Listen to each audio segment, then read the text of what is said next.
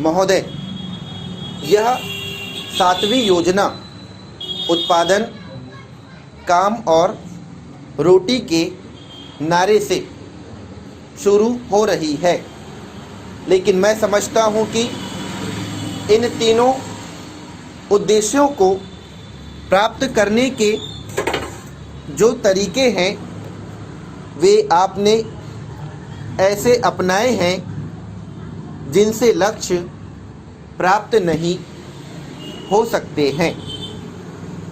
मान्यवर, उत्पादन 2 जगहों पर हो रहा है, खेती में और कारखानों में।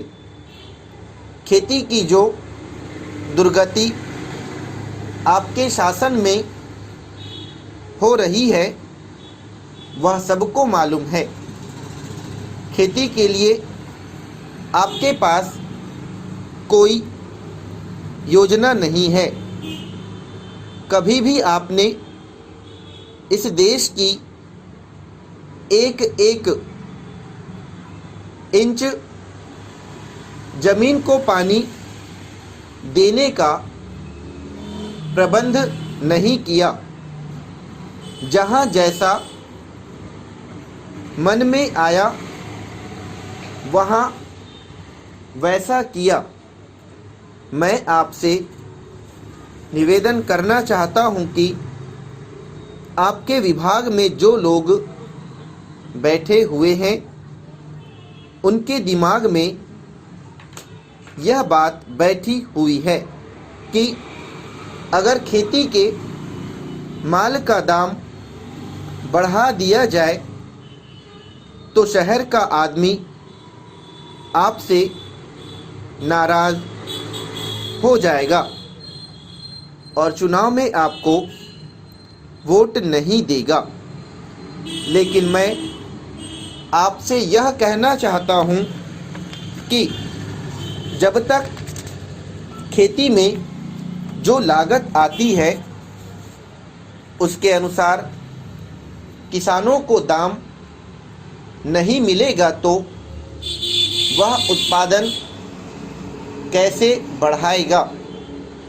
आप कोई भी काम कीजिए, अगर उसमें घाटा होता है तो आदमी उसको करने के लिए तैयार नहीं हो सकता।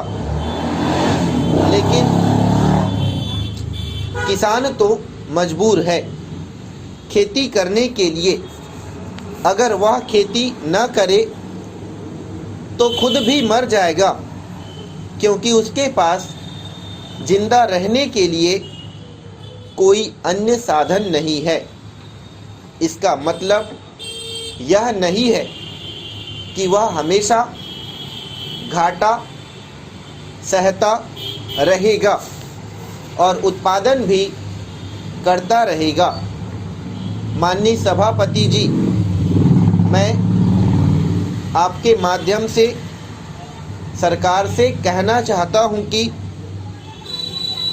कृषि विश्वविद्यालयों के जो आंकड़े हैं उनके अनुसार किसानों को उनकी पैदावार में लगातार घाटा हो रहा है।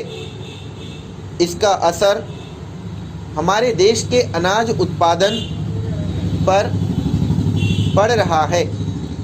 जब तक आप कारखानों के माल और खेती के माल के दाम तय करने के लिए कोई समान नीति नहीं बनाते तब तक कृषि उत्पादन भी नहीं बढ़ सकता है और किसान सुखी भी नहीं हो सकता। कृषि पर निर्भरता समाप्त होती जा रही है और आज गांवों के लोग शहरों की ओर भागकर बेकारों की संख्या में वृद्धि कर रहे हैं।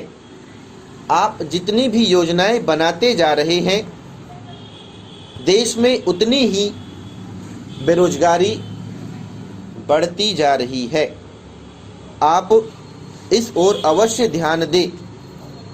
मैं इन शब्दों के साथ अपनी बात यहीं समाप्त करता हूँ। स्टॉप।